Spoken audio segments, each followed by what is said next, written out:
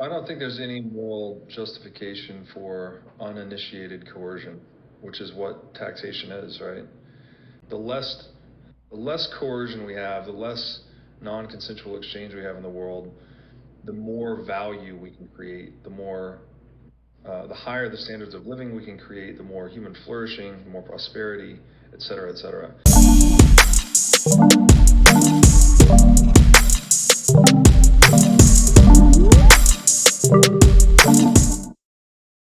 This is episode something of the War of Ideas. I lost track a while ago, but today we have Mr. Robert Breedlove, who is a freedom maximalist and a Bitcoin philosopher. I'm not going to lie, I didn't know Bitcoin philosophy was a thing until I started looking into you. And really, there's a whole bunch of interesting questions here. So I think that I want to start out by just asking you just to tell us a little bit about yourself, how you got into this kind of niche space, and then I have a million specific questions to ask you, but just give us a little bit of information about who you are and how you came to be where you're at today. Yeah, sure. I'll give a short version. My background is in accounting and finance. I've got an undergraduate in accounting and finance and a master's degree in accounting. I've been a very extremely avid reader my whole life. Thanks to my mom, she's always encouraged me to just read to solve problems. And I've taken my curiosity a lot of directions, but one direction I spent many years was going down kind of the economics, finance, money rabbit hole. And I read the book The Creature from Jekyll Island when I was about 18 years old, which is about the inception of the Federal Reserve.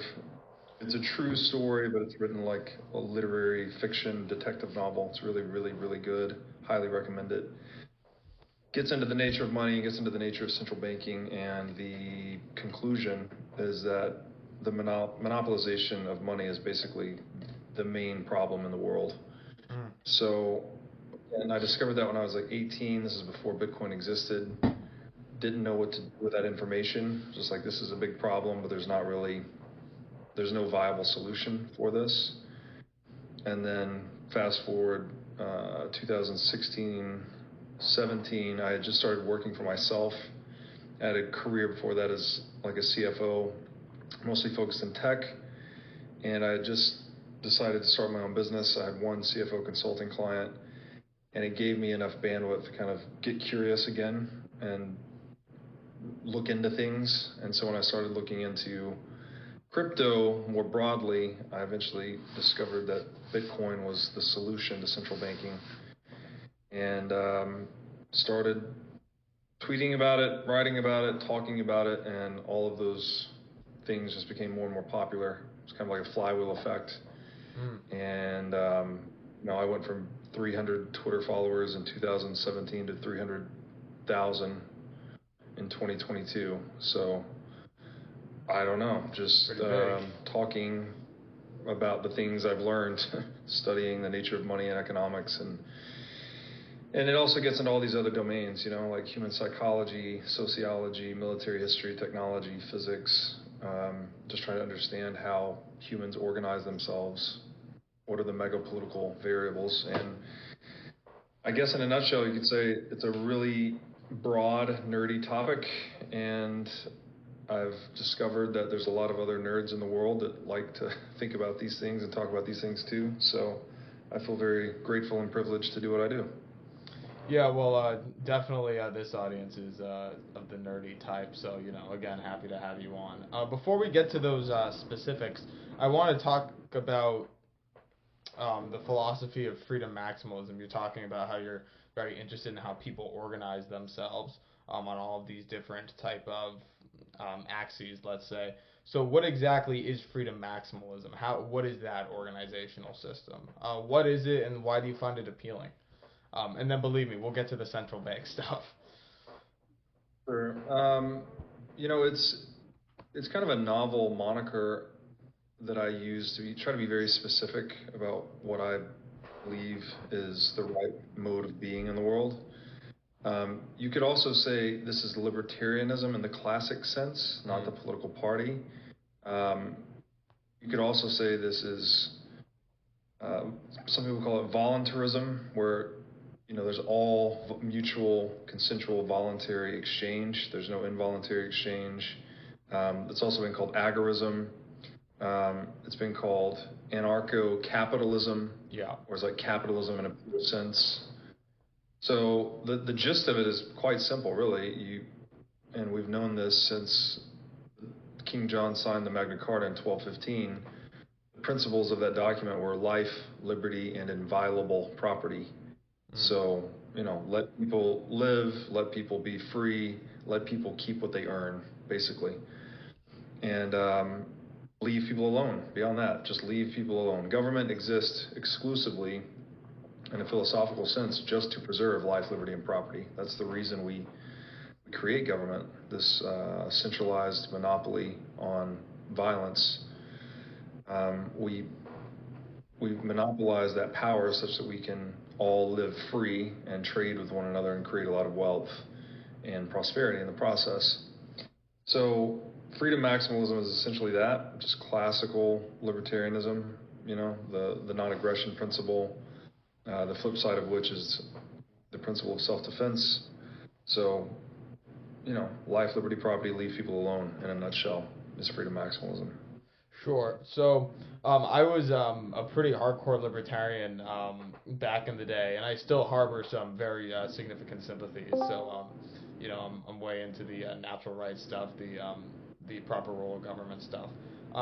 I do have a couple of questions for you though, specifically about this. I read. Well, first of all, a specific question that's kind of off topic, because if I don't ask it, I'm going to forget, is I read in one of your articles that the right to property essentially comes from mixing your right to life and your liberty and your labor with property, and all of a sudden it becomes yours because you're mixing your labor with it, and all of a sudden you have a right to it. How does that work exactly when it comes to things like inheritance? Do you believe in the passing of things down to one's descendants? Do you think that ownership is still legitimate, since the kids never actually mixed any of their own labor with the property?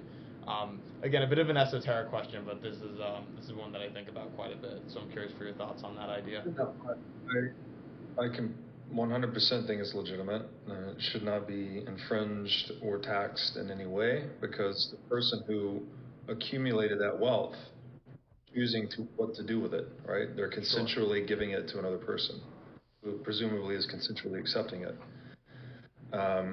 So yes, it's not just about how the wealth was created, but it's also how it's transferred, right? If it's transferred consensually, mutually, then it's a valid transfer.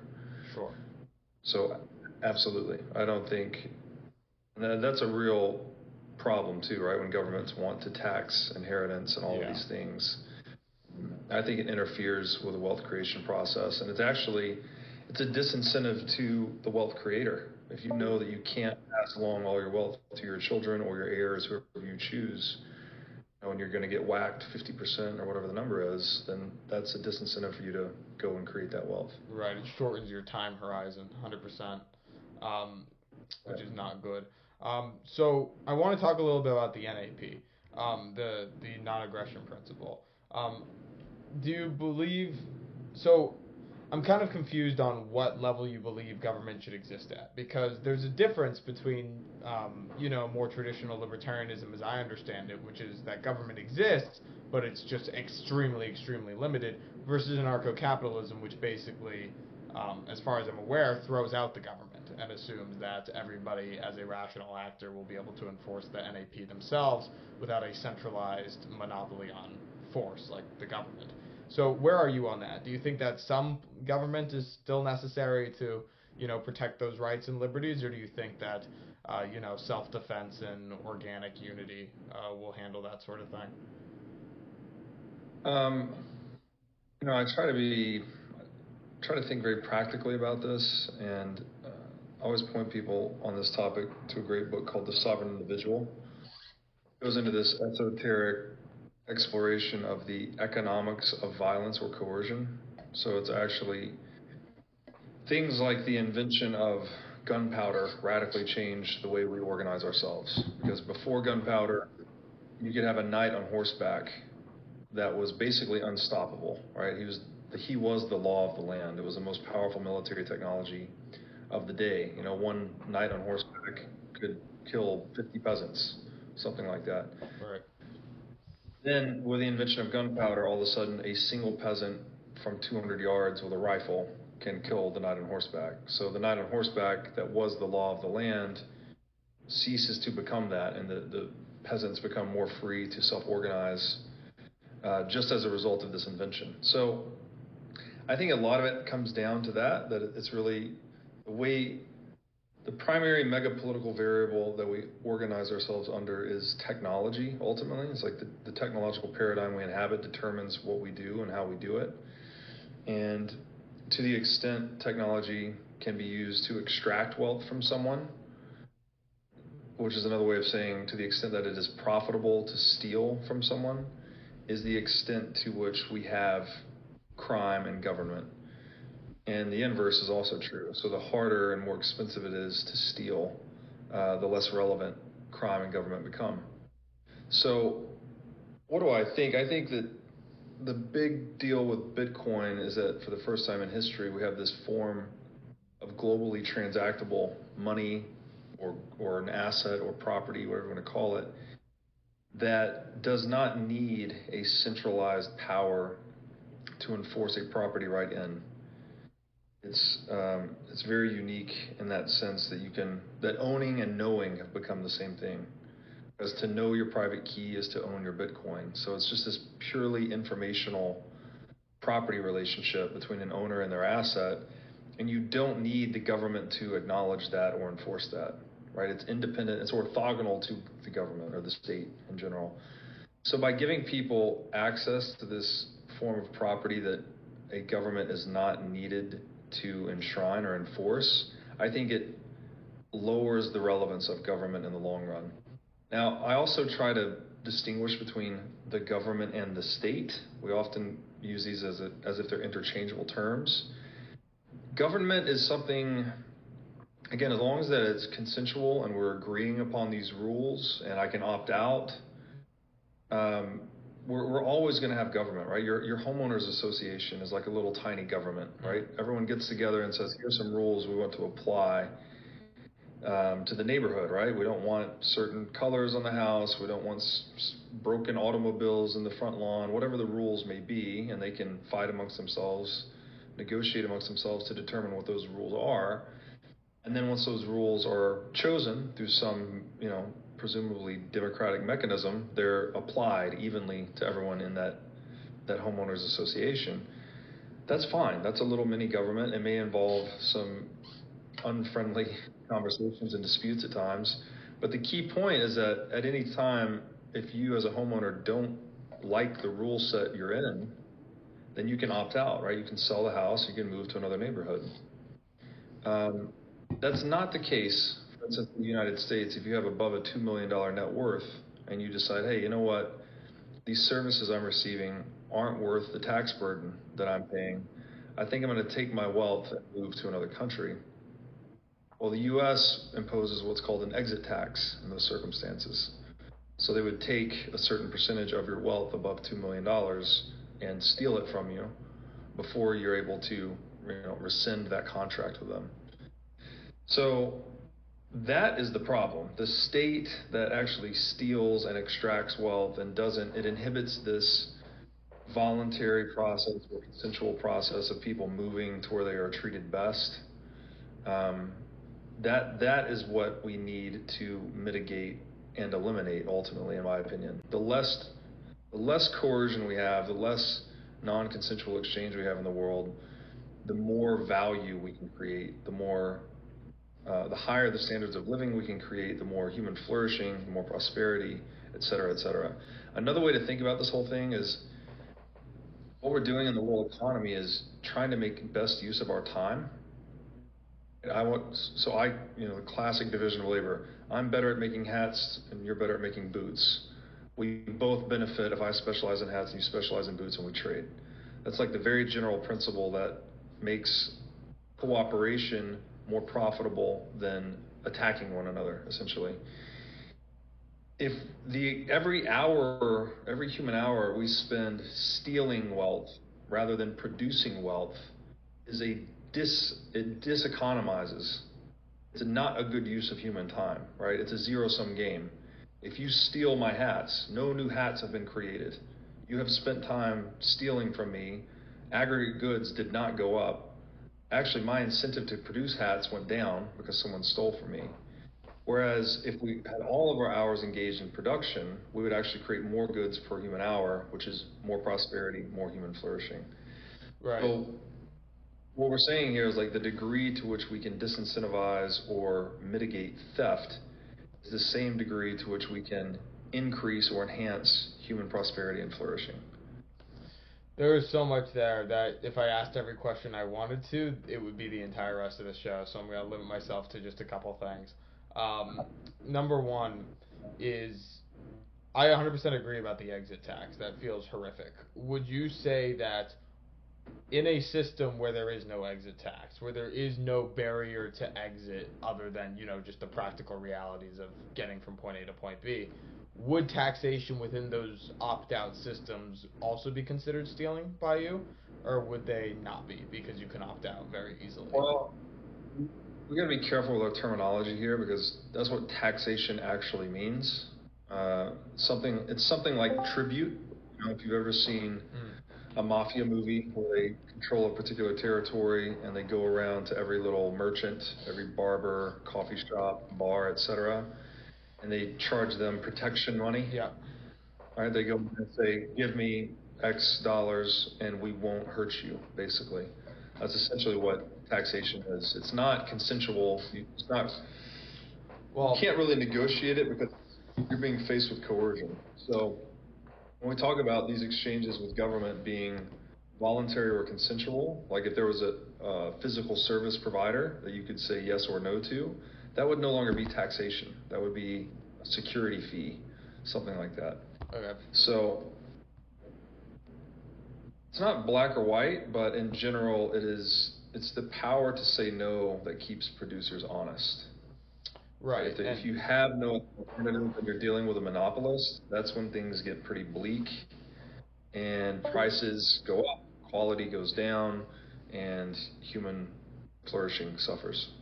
And if saying no requires you to move, that's still a perfectly voluntary, fine thing. Because when I talk to people who are, let's say, more economically controlling, they view, the cost of moving out of the country or the difficulty of doing X, Y, or Z to be so prohibitive that it's basically involuntary, even if you could leave without an exit tax. But for you, is that not the case? Well, I mean, there's some cost to everything, right? So if you're going to move anywhere, of course there's a cost, but it's by definition less of a cost than the person that has to move and pay the exit tax. Right. So, right? So the moving cost wouldn't be non-consensual per se. It would be like, hey, I don't like living in this country anymore, so I'm going to move to another country. That's on me. I'm consensually choosing to uproot my life, my things, and move it to another place. Now, it may be due to coercion that I faced in another country, but you're not going to make that situation better by adding the additional coercion of an exit tax on top of the moving cost. Right. So I want to go back to that mafia protection money comparison for a second. So obviously it's true that if you do not pay the protection fee, let's say, then the mafia will put you in jail or hurt you if you refuse long enough. That's true. But you're not just paying for protection against them. Theoretically, you're also paying for protection against each other. Now I realize each other, and then also, which I think might be the more hardy challenge, is protection against other nations who also might be, let's say, less freedom maximalist minded. So how does that factor in? How does the government's role in protecting your rights from each other, but more importantly, protecting you from outside countries and actors, does that offer any more legitimacy to the idea of taxation, or do you think that that's also not something we really need the state for or government for, whichever is more specific? I don't think there's any moral justification for uninitiated coercion, which is what taxation is, right? You go out into the world, you create something of value, you create some economic surplus through your business activities, right? Build a business, plant a farm, whatever it may be. You're creating more goods and services per unit of human time. And then there's an organization that says, great, thank you for doing that, give me 25%. That you did not initiate that coercion. You did not, it's not like you coerced the government or attacked the government or did anything to anyone to initiate reciprocal coercion. You just engaged in consensual voluntary exchange, and then you were stolen from. So again, it comes back to this terminological thing. When you talk about taxation, it's the lack of consent that is key, and we all understand this intuitively. What's the difference between a job and slavery? Consent, right? What's the difference between a transaction and theft? It's consent, right? When you sign your bill at the end of a restaurant, you're consenting. Yes, please take my money for that food I just ate. Now, if someone took your credit card and ran the card at that same restaurant, you did not consent to that, that would be theft. What's the difference between sex and rape? Consent. Yep. So this is all, it's a very simple principle, but it's almost invisible in many ways in the modern world because taxes are extracted at source, right? You get your paycheck, the taxes are already, money's already gone, so to speak. Right, yeah. And these things are normalized, but if you study the history of them, they're not normal, right? The income tax didn't come into place until after the inception of the Federal Reserve. It was said to be a temporary measure, just like all these government measures are said to be. Friedman, I think, there's nothing more permanent than a temporary government solution. Yep. And so they accrue over time, right? And you get into this situation where now we have a 25 to 40% effective tax rate on a U.S. citizen is normalized, whereas we started a fucking revolution over a 3% tax on tea when we had the Boston Tea Party, right? It was 3 or 4% tax. Yeah, so, it was 3 to 4% tax and a lack of representation in setting that tax. Yeah. Sure, but taxation without representation. So the point of government is to enshrine life, liberty, property. If it's doing anything beyond those, then that is taxation without representation. And so I don't want to be, libertarians are often accused of being utopic or delusional, like you're never going to have a world that works like that. But I truly believe it comes down to the technology we're using. Like the fact that gold is physical and confiscatable is what led to us having a central bank in the first place.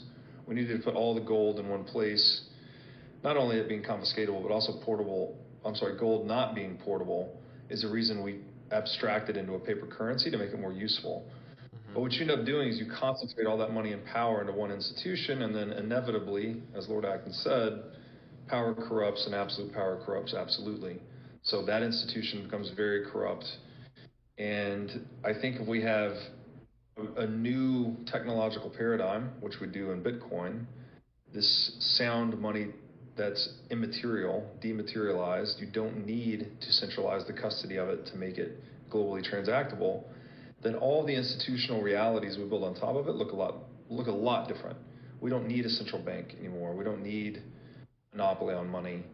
I shouldn't say we never needed a monopoly on money or fiat currency, but the opportunity was there. Someone was able to seize this opportunity because all the power was centralized in one place. And in a Bitcoin world, I don't think there are enough material incentives to centralize its custody, so you won't see that play out the same way.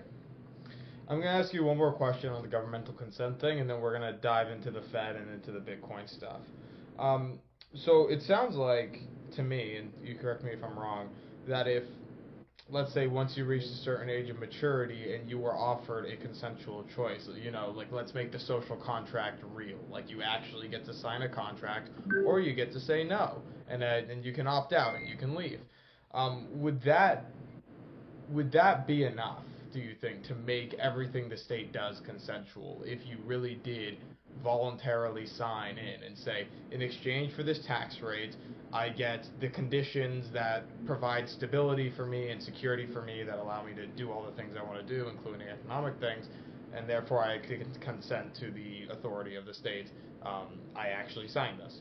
Would that be enough to make things consensual if there really was a physical, actual social contract? And if that did exist, do you think anybody would really not sign it and decide to go somewhere else? Well, it's the power to say no. That's the root word of sovereignty. So as long as you have capacity to say no and opt out, then yeah, that's a consensual exchange. All right. If you go to buy a car from your local car dealer and you guys are negotiating, haggling over the price, you want it for 40,000, he wants to sell it to you for 50,000. You're trying to find some middle ground, back and forth, back and forth. Yeah. It is the risk of you as the customer walking out of that door and taking your business to his competitor down the street that keeps that individual car dealer honest in his dealings with you, right? Right. He knows he's not the only shop in town, so to speak. And so you have the power to say no at any time and go elsewhere. That's why he has to deal fairly with you. If you remove that, right, if he's the only car dealer in town, all of a sudden he's a monopolist, and he knows you can't go anywhere else, and you need a car, and assume he's established a legal monopoly, as the Federal Reserve has over money, by violently and coercively shutting down any competitor that tries to sell cars in or around his dealership. Then all of a sudden he can extract wealth from you, right? He can charge you whatever he wants for that car. You don't have negotiating leverage. So yes, I think to the extent that the social contract is made tangible and real, and you can opt in or opt out, and you can negotiate price for service just like you do in every other market in the world, then that would transform taxation into this security production business, something like that. And it's a pernicious problem because when you're talking about physical security, we're talking about a monopoly on violence, right? How do you negotiate with a monopoly on violence? They have all the physical power. So when you say no, they just go, well, you can say no all you want. We have all the guns. We have the army. We're going to charge you that anyways. But that's not the ethos of what the United States was founded as. We were founded as a constitutional republic, and we inherited a lot of those values from the Magna Carta. I think we really went astray when we went with life, liberty, and pursuit of happiness rather than life, liberty, and inviolable property. Because inviolable property is very clear. Inviolable property means everyone keeps the value that they create. And then whatever consensual transfer of property titles occur, those are valid. And it also, inviolable private property means you can never have a central bank, because a central bank, when they're printing money, they're violating the property rights of savers, right? They're debasing the purchasing power of existing currency to enrich the shareholders of the central bank or whoever's getting access to the newly printed money first. So inviolable property is very clear that a central bank is unethical, malevolent, doesn't offer any equitable benefit to a nation state whatsoever. So I think that's where it's at. We've been trying to figure out what the right symbolic canopy to organize ourselves beneath forever, for all of human history. We've been trying different governmental experiments, monarchy, dictatorship, fascism, communism, capitalism, et cetera, et cetera. But philosophically, we figured it out, right? It's life, liberty, property, leave people alone. But now it's how do you actually implement that in a way that those that come to power generations later cannot renege on it? I think Bitcoin is a huge contributor to that end. Because again, with gold, you had to centralize the custody of it, which leads to this corrupt enterprise, which leads to the central bank, which leads to the systematic violation of private property through the inflation of currency supplies. But in a Bitcoin world, you would never need to centralize the custody in the first place. So you would have recourse to a form of property that no one can violate. It's very expensive to violate, let's say. And so if incentives are what is driving human action, then Bitcoin is a huge boon to peaceful, prosperous human interaction. Right, and I think that I definitely think that Bitcoin does achieve that goal. Although in my mind, which again I don't know a ton about this, that's why I'm talking to you, is it raises a few problems. So I think there's a Tom Sowell quote about how like the Fed was established to do two things: prevent recessions and depressions, and limit inflation, and it's done neither. But one, yeah, but one of the things that it has, I mean, kind of done, or let's say theoretically a central bank could do, is keep the value of a currency stable. And this is the thing that pops into my mind about Bitcoin, is that why is Bitcoin different than the Dutch tulips? I understand Bitcoin and stocks are not the same thing. However, if its value is based just kind of on the ebbing and flowing collective will of the people, isn't that also a pretty significant danger to people's savings? If there's basically no guardrails around the value that Bitcoin can rise to and fall to, or at least that's my understanding of what Bitcoin is like. So I'm curious. So if my understanding is wrong, correct me. But I'm curious for your thoughts on that. Yeah, so the central bank does not control the value of currency in any way, shape, form, or fashion. So when you say that, you make that statement, they can put up guardrails and control the value. What specifically do you mean? Because it's not actually possible to control the value of anything. Well, they can control what it's backed by. It's backed by the full faith and credit of the United States. And I suppose that is also fluctuatable, but it's more difficult to fluctuate. I mean, back in the day, it was backed by gold, and at least that's like a set amount of stuff that it's backed by. I would advocate for a return to the gold standard. But even full faith and credit of the U.S., which I don't like, at least like the geopolitical position of the United States is less subject to rapid and extreme changes than people's general vibes about, tulips, or in this analogy about Bitcoin. It feels more stable. Now again, I'm saying it feels that way. So if my conception is wrong, please tell me why it's wrong, because that's one of the main concerns that's been rattling around in my head for a while, and I'm curious what you think about that. I mean, you're correct, though, but I just wanted to highlight that the collective, when you're saying the collective will determining the value of things, that's always the case. Case about everything, even fiat currency. You can flip a switch right now and put an idea in everyone's head that, hey, the dollar is going to lose its purchasing power rapidly over the next 10 years. People would start to sell their dollars, and the value of the dollar would collapse. There's nothing the central bank could do to shore that up. So value is always an expression.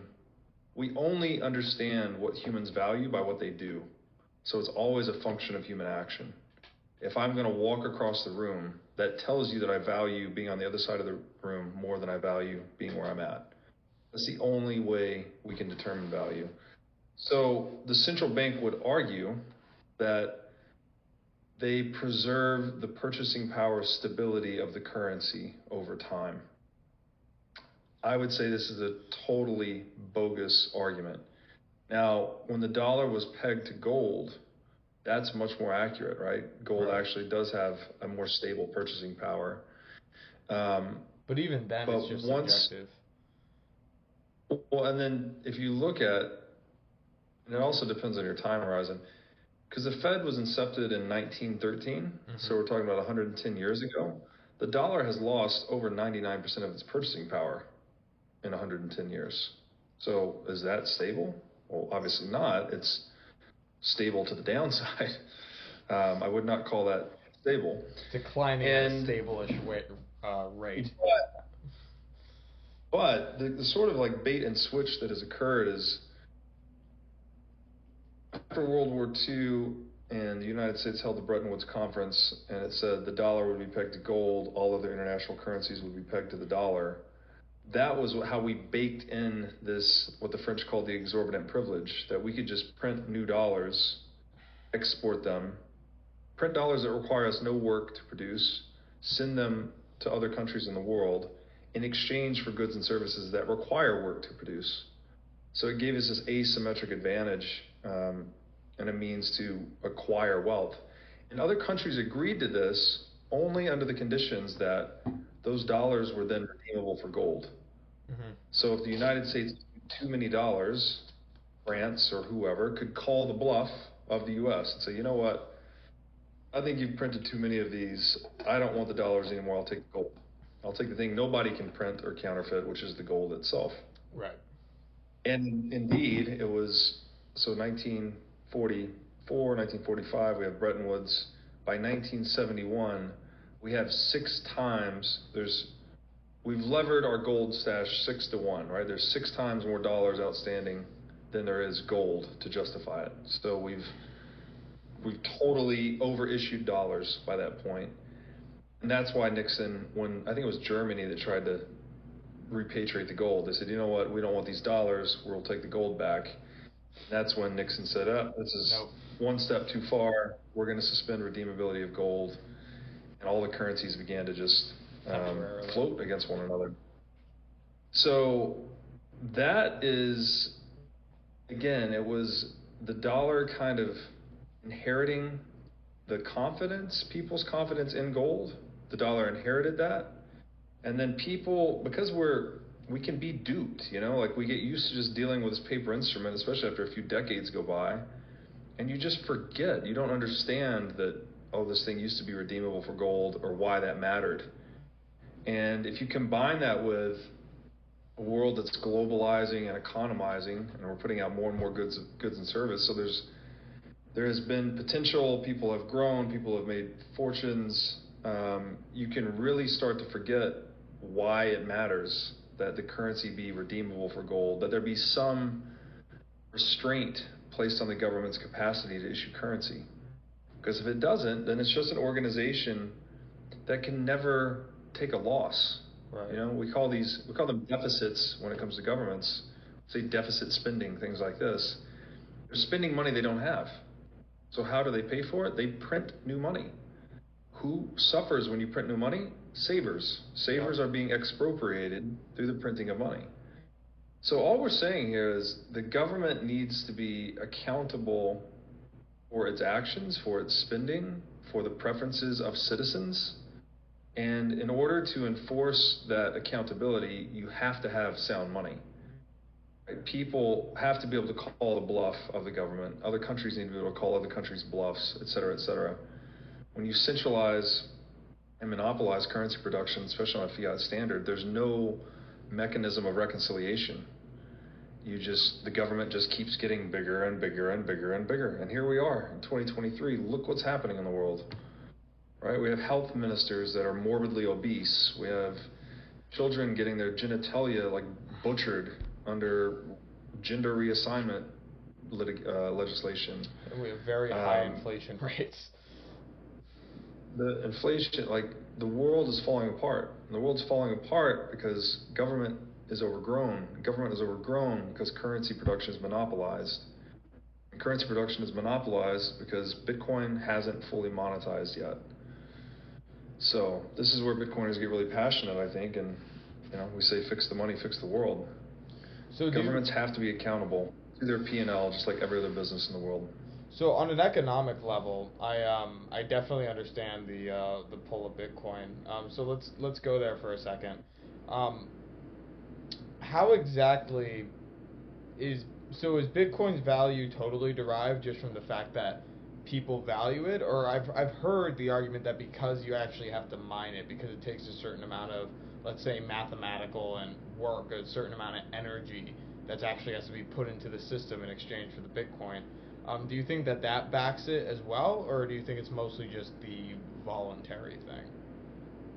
Well, again, everyone values things based on how well they satisfy their wants. So if I want to cut a steak, I want a sharp knife. I'm going to value a sharp knife more than I am a dull knife. If I want to preserve my purchasing power over a decade or 2 decades, I'm going to value gold more than I'm going to value a dollar, because the dollar is being depreciated. And so when you look at something like money, people value the credibility of the monetary properties. And I always break this down to 5, right? People want a money that's divisible, durable, recognizable, portable, and scarce. Historically, gold was the best tool that satisfied those properties. That's why gold became money. However, it suffered in that one department. It suffered in a couple of departments, but very heavily it suffered in portability. Right. And that gold is just hard to transact over space, right? And it's also has a high value to weight ratio. So if I'm going to buy coffee with gold, I need to transact in gold dust, which is obviously not very practical.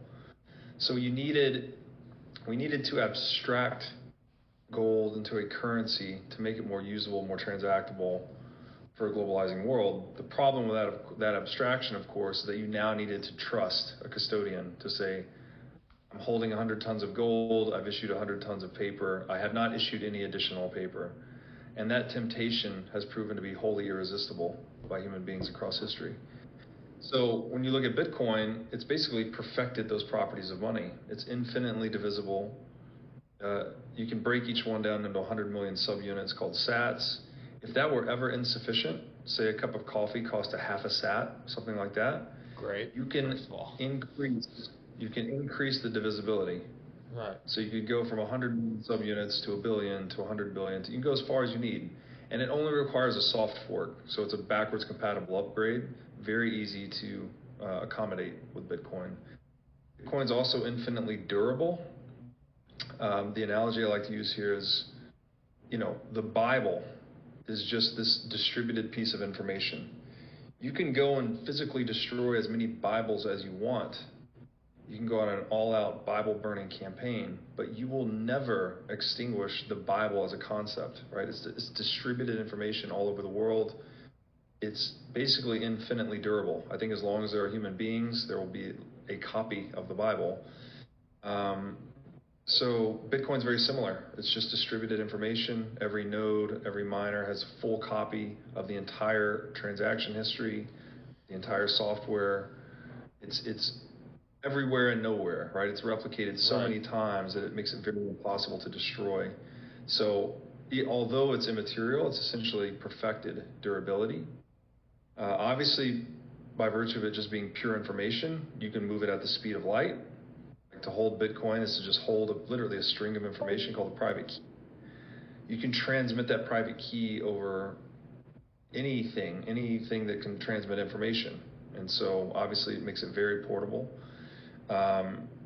There's also recognizability with money, and that's just how do you verify the authenticity of the money? This is actually where we get the term sound money, because when you would drop a gold coin from a certain height, it would make a very particular sound, and that was used as a heuristic for determining the veracity of the gold to make sure it wasn't gold dipped lead or something like that. Interesting. So with Bitcoin, you can audit the full supply, the entire transaction history. Like, you don't trust anyone. You literally run the code on your own computer and verify everything down to the digit of what's happened. So it's perfected recognizability. You could also think of this as like auditability, something like that. It's perfectly auditable. And then finally is scarcity, right? Which is something that is hard to produce. Gold, this is what gave gold such a great store value function over time, and that it was one of the hardest commodities to increase the supply of. Therefore, if you put purchasing power in it, you knew that you were only going to be debased by 1.5 or 2% per year. So that's why it was the chosen medium for preserving purchasing power over time, because it had a very rigid supply, an inflexible supply, hard to counterfeit, impossible to counterfeit, hard to increase the supply of. And what is Bitcoin? Well, Bitcoin has perfected that. It is the first fixed supply, first and only, I would argue, fixed supply asset that humanity will ever have. So it's perfected this monetary property of scarcity and allows individuals to hold a guaranteed fraction of the total money supply for all time. You can't say that about any other asset. If I hold 1,000 Bitcoin, I know with perfect certainty that I have 1,000 out of a possible 21 million. And And that will never change. That is the fully diluted holdings of that asset. You can't even say that about gold. We don't know if we're going to compromise the supply of gold by mining the ocean floor, mining an asteroid, maybe learning to create artificial gold more cheaply in a lab. We can already create artificial gold in the lab, but we can't do it economically, let's say cost effectively enough to compromise the supply integrity of gold. But that's not to say it's not a possibility in the future. Right. So we're left with what do people value in money? It's like they value the properties of money. And Bitcoin, for the same reason that same reasons gold emerged as money, because it best satisfied those properties, I think is the same set of reasons that Bitcoin ultimately outcompetes gold and absorbs all the monetary premium worldwide. So it sounds like Bitcoin has unbelievable advantages over every other alternative. So the question that is in my paranoid brain is, what's the downside?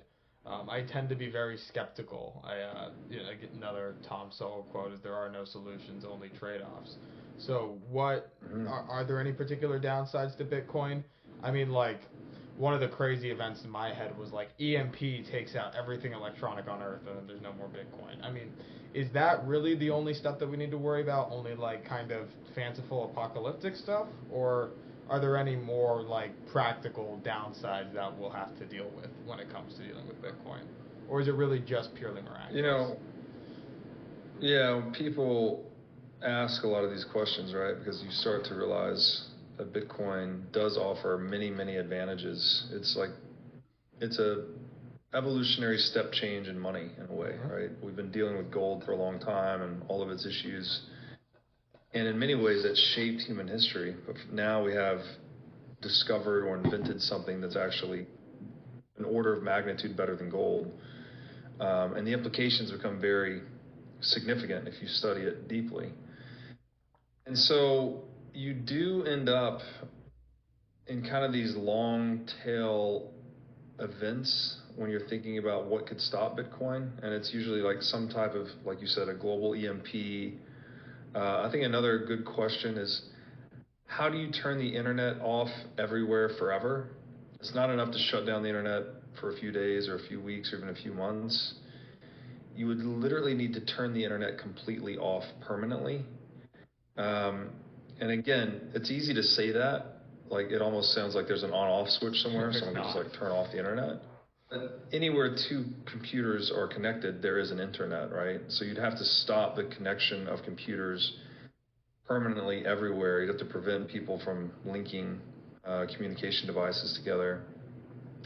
And that just doesn't seem very feasible, and especially when you consider the individuals that participate in the Bitcoin network, right? They're very technically sophisticated, very well capitalized, very highly motivated.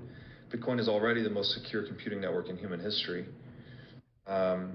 So you end up, when you ask these questions like, how do you stop Bitcoin? You end up in these very low probability, long tail apocalyptic scenarios where guns and bullets and food are going to be your primary concerns anyways. So I'm not suggesting that everyone should, and I never prescriptively say you should go out and buy Bitcoin. Like, we talk about it a lot. I talk about why I advocate for it.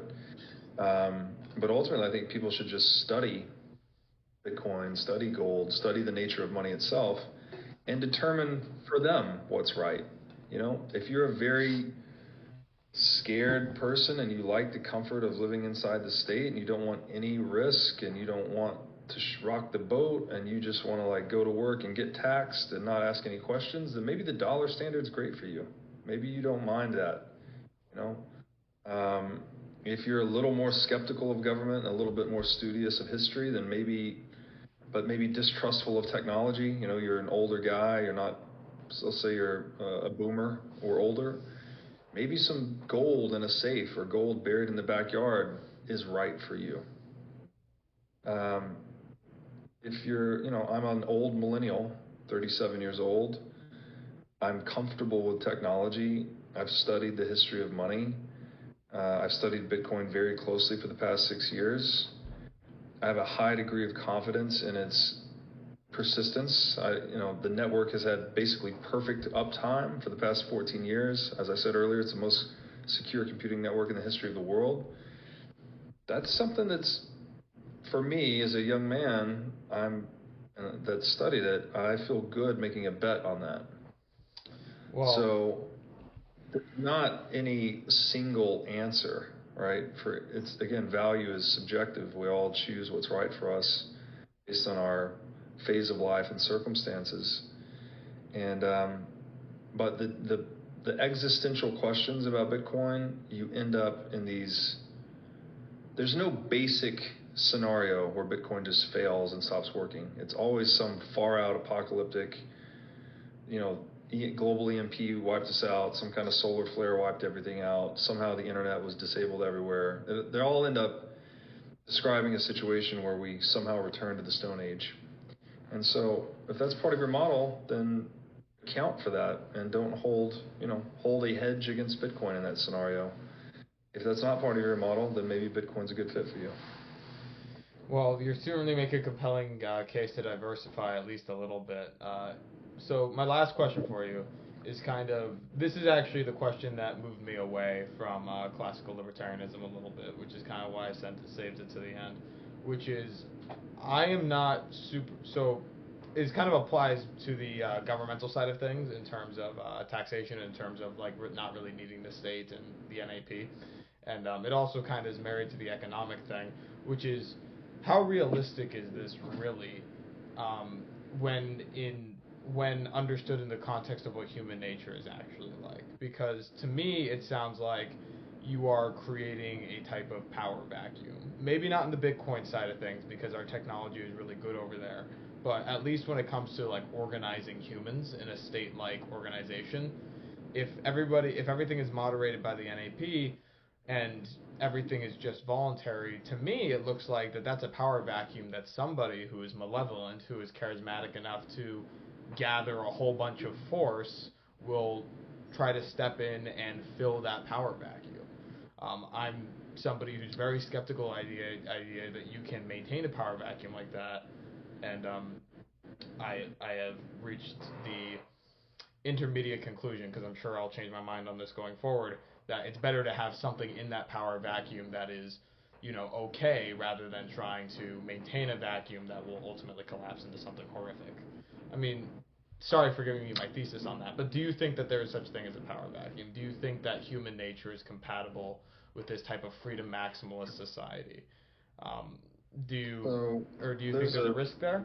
There's a saying that human nature is like water, it takes the shape of its container. And I think the container that's referenced in that quote is ultimately the incentive schema or the incentive structure we inhabit. I think humans are constantly responding to material incentives, consciously or unconsciously. And it might not be the sole driver of human action, but I do think it is the primary driver of human action, is material incentives. So when you talk about a power vacuum emerging in a world where people are self-sovereign or self-governing, largely interacting with one another consensually, I think it all comes back to that aspect of material incentives. And it's like, okay, maybe that does create when we say power vacuum, right? A lack of a centralized power is an opportunity for someone to establish a centralized power, go out and coerce people for profit. The operative question becomes, how profitable is coercion, though? And so if people have access to Bitcoin, and you're not treating me well in a certain place, and I can move my wealth into Bitcoin, I can put my private keys in my brain, I can cross a border with $1 million between my ears, right? I have recourse to a form of wealth that's virtually unseizable if I custody it properly. And doesn't that make the entire enterprise of coercion more difficult and therefore less profitable? It would make it harder. So it's back to this original point that it's the economics of violence and coercion. Again, the book, The Sovereign Individual, I highly encourage people to read it, that largely determine what shape society takes. And it's been these little inventions over time that have changed it. You know, I mentioned the knight on horseback earlier. Well, guess what? There was no knight on horseback before the invention of the stirrup. Knight was on foot, and he wasn't a very powerful force because he didn't have a lot of mobility. Once we invented the stirrup, though, all of a sudden the knight could be on a horseback, and he was the law of the land. Until, of course, gunpowder was invented, right? Then it was very easy to kill a knight from far away. Very cheap and efficient to do that. So sounds like then it changed again. Sorry, I'm sorry, there's a lag. That's my fault. All right, and then with Bitcoin, you just have a form of wealth that is the most cost-effective form of wealth to defend ever. Right. Right. You can put literally an unlimited amount of purchasing power. No, I shouldn't say unlimited. It's a 500 billion market cap asset today. So if you need to store any amount of purchasing power less than $500 billion, which is the case for most of us, then you have access to be able to put your entire net worth into this thing that you can put on your brain, you can transmit over radio, transmit over the internet, you can write it down on a sheet of paper. You have tremendous power to now move yourself and your wealth anywhere in the world outside of any legal framework whatsoever. So it's almost like this, you know, that classic idea of power to the people. This is one of the ultimate implementations of giving power to the people. So you said earlier, this is an absolute last question, fix money, fix the world. I think that if we, you know, fix the Fed, let's say fix is a nice way of putting it. If you know, end the Fed, that one. I don't know how convinced I am, because a lot of our problems in our modern day, a lot of those immoral things that you referenced that are absolutely horrific, I think do come from an overreach of government. But again, some of it I feel comes from a lack of virtue. How exactly connect these dots for me of how, you know, having a better currency, of having more material wealth translates to more virtue in society? Because I'm not sure that that's true. So I would highly encourage you to read. I would highly encourage you to read a book written by Hoppe titled "A Theory of Socialism and Capitalism," and it comes back to this. So I talk about this ad nauseum on the show. So sorry if you've heard it before, but this I would say it's the most important topic in all of human affairs, and that is private property. Just the ability to keep what you earn, right? It's a principle of justice. Did you make it, or did you consensually trade for it? Then it's yours. If you stole it, then it's not yours, right? The more integral we can make private property, the more you are incentivizing productive, cooperative human action. If I know that I can keep all the fruits of my labor, then I am incentivized as a producer to be as productive as possible. Now, the extent to which I do not keep the fruits of my labor, which is to say whatever my tax rate is or whatever my risk of being robbed is, that lessens my incentive to be productive. If I know I only keep 80 cents on every dollar that I earn, which is actually pretty good in the modern context, right? A 20% effective tax rate, then I'm disincentivized from being productive to the tune of 20%. Right. And not only that, the person that's taking from me, right, the tax collector, the tax authority, you are incentivizing people to engage in that practice or that enterprise. So you're incentivizing a non-productive, stealing, coercive activity. So not only are you disincentivizing, to the degree private property is violable, is the degree to which you are disincentivizing productive action. It's the same degree to which you are incentivizing non-productive political action. So the stronger we can make private property, like the more resistant to theft we can make it, the more we can encourage people to be productive, prosperous, long-term thinking, nonviolent, et cetera, et cetera, et cetera. And that, I think, is key to the cultivation of virtue. I agree with you. We want people that are honest and loving and caring and compassionate and appreciative of justice and truth-seeking. Well, bring them up under conditions that reflect that. Right? And if we look at it in the opposite context, where let's say no one believes in God and everyone's just up for the taking, and there is no private property rights, and you spend a year planting the farm. Well, I'm just going to come in and fucking take the thing. So like, what's the point? Why would you ever even try to plant the farm or figure it out? Everyone's in the violence business, right? And we're reduced to pure barbarity. That's the opposite end of the extreme, with no private property. Right. So this is why Mises said, and this is Mises, right? Probably the smartest libertarian philosopher that ever lived. He said, if history can teach us one thing, it is that civilization and private property are inexorably bound together. Like, they are the same thing. The stronger the property rights, and you could look at this empirically across history, anywhere you've had strong private property, the strong tradition of private property, people have become richer, more peaceful, more innovative, they've flourished. Cultural flourishing, artistic flourishing, all of these things. So it's my strong opinion that it is this principle of justice where people keep what they earn, right? If justice is people getting what they deserve, doesn't it make sense that people deserve to keep what they earn? Like, it's a very basic moral intuition. No, the extent to which we can actually put that into the world is the extent to which we can actually create civilizational flourishing. 100%. And so Bitcoin is a huge step in that direction because it's a form of property that's extremely difficult to violate. Right. So it's not about writing it on a piece of paper and we all gather around and call ourselves a constitutional republic. And we promise we'll never steal your wealth and we'll never implement a central bank. And then 3 generations later, well, shit, we implemented the central bank, tax rates 40%, global war, et cetera, et cetera. It's not that cycle. It's a hard technological implementation of something that's really hard to steal. That almost like it's a new incentive system that we poured human nature into, and I think it makes us a lot better in the process. It's not that we promise not to do it. It's that this technology makes it that you can't do it even if you'd want to. Bingo. Bingo. So it's like saving us from ourselves. I agree that it would make us more productive and more consensual and all that stuff. My one concern is that consent isn't the only value, and production isn't either. Like, I would be concerned if, in this society, drugs were super legal and prostitution was super common. Is that a concern for you?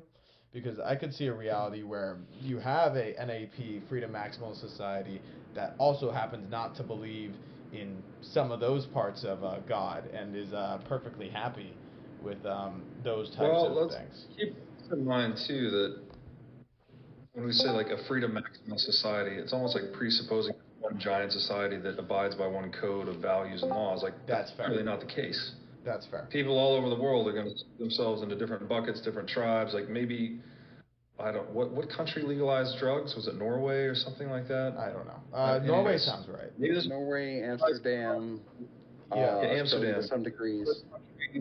That they criminalize it. They decriminalize, you can have all these different experiments running, but the key point is that people can opt out of any one experiment without being robbed or plundered or coerced, and you can move to another place that works better for you. And like, we sort of have that today a little bit, but every place in the world has a central bank. Right. You're getting robbed all the time. So this makes that decentralization and therefore experimentation of governance structures even richer and more varied, so you get more and more experimentation and ways to organize ourselves, including all the things you just named. So I'm not saying like, freedom maximalism, everywhere's going to have prostitution and drugs. Not necessarily. Like, societies can choose what's right for them. And hey, in this culture, we appreciate these things. In this culture, we don't. You choose where you want to end up. All right, well, I have a million things I want to ask you, but I think I got through the most burning of them, so I'm going to let you go. Slightly over the hour mark. Thank you so much for being here. I really do appreciate it. Do 5 minutes of questions. I can do that because I'm coming up on an hour here. All right. If you guys have any questions, say in the chat, and then I'll unmute you if you have a question for question here. Okay, Iffy has one. Yeah, Iffy, I muted you. I don't know how you had permission in the first place. All right, Iffy, you have a minute. Go ahead, ask your question. Thank you. I was Curious, don't you think a lot of the confrontation in the more modern systems comes more from the friction of not being able to update taboos and laws as quickly as human reaction? I'm not sure I completely understand the question. If there are do Okay. frictions come from our inability to update taboos and traditions? Was that the question? Well, like taboos are kind of like the precedent of law. When we get a taboo that's big enough, we get enough social pressure to make it into a law. And I thought a lot of the friction came from the delay between a taboo becoming a law. And that we should acknowledge that a lot of the friction is just that limitation, not necessarily that we're doing something wrong. Just that it's slow. I don't know that I have a great answer to that question, but it does call to mind one other important point in regards to the rule of law. And this is the common adage you've probably heard: possession is 9/10 of the law. People say that. Reality is that property is 10/10 of the law. Literally everything, the entire legal system, the rule of law, exists to resolve disputes over scarce resources. This can include your body, right? If someone hurts you or murders you or whatever, you are also your own property. You own yourself. Or if people steal from you. Yeah, so the point is the rule of law grounds out in the preservation of private property. It exists to serve the institution of private property. So back to what we were saying earlier, that property is such an operative institution in determining the incentives that make people productive, non-productive, political, productive, et cetera, et cetera. It also shapes legal systems. Now this is a huge open question for me because Bitcoin changes things a lot, right? Think about just a simple divorce between a man and a woman. There's already cases out there like this, right? Man and woman married for 10 years and then they split. Assume they don't have a prenup. Typically, the man was at work, the woman was raising the kids, the woman is entitled to some portion of those assets. Well, now, Bitcoin's a real game changer because if man can just put all his wealth in Bitcoin, even if the court can enforce and say, you owe her 50% of your assets, they can pass that judgment, but that judgment becomes much more difficult to enforce, actually. You'd have to beat the question out of him, right? That would literally be the only way. You'd have to torture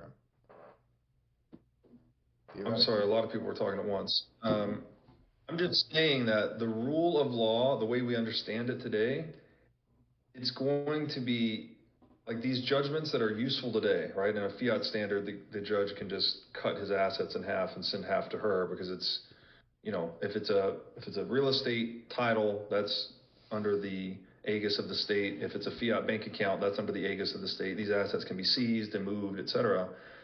Bitcoin changes that.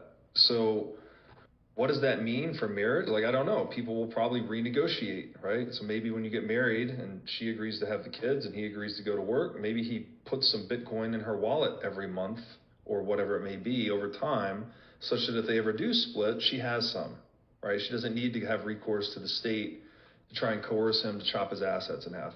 So that's just what I'm getting at, that the rule of law grounds out in private property, and Bitcoin, by being this radically new form of private property, has impacts it. And I'm just thinking out loud here. I don't know how this is actually going to work, but it's going to change the way people position and negotiate themselves in commercial, romantic, and even personal relationships.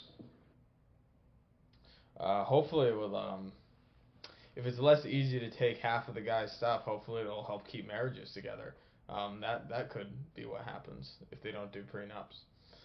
I mean, maybe. Maybe. It's hard to say, but we're pointing to how radical of a change this is. Like, it's a very profound incentive system change. And everything that we think we know about the world today is, you kind of have to look at it through a new lens. Nuts and bolts, how likely do you really think that this is going to happen? And also, I feel like the transition from dollars to bitcoins would be also very painful. because the dollar is losing almost all value, and you're trying to, trade it for Bitcoin so you can get on the new system, but you're jumping from a very rapidly sinking boat, let's say. So number one is, how likely do you think is that this is really going to happen? And then second, if it does happen, what do you think that transition is going to be like? The move to Bitcoin as, like, let's say the creation of Bitcoin. Hmm? Yeah, well, Let's say here's how replacing likely fiat I think it currency is. as the dominant thing. I've never seen in my studies of monetary history, I can't name one instance where human beings have centralized and monopolized currency production, started printing money. Again, printing money is a colloquial term, right? Just expanding the currency supply beyond whatever the actual monetary reserves can justify. So you go from a full reserve bank, for instance, to a fractional reserve bank, ultimately to a zero reserve bank, which is fiat currency. Once humans begin on that progression, I have never seen them stop. They never stop.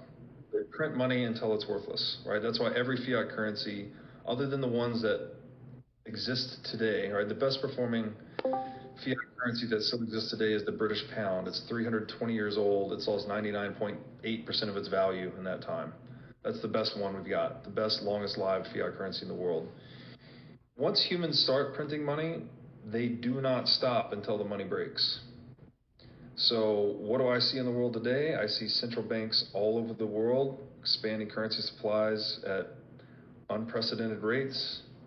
And if you know how this works, there's the law of accelerating issuance and depreciation. So every time you issue more currency, fiat currency into the system, you're incentivizing market actors to take on even more debt because there's a direct incentive to borrow dollars that are going to be depreciating, right? So you borrow dollars when they're strong, you spend them, and you pay back weaker dollars over time.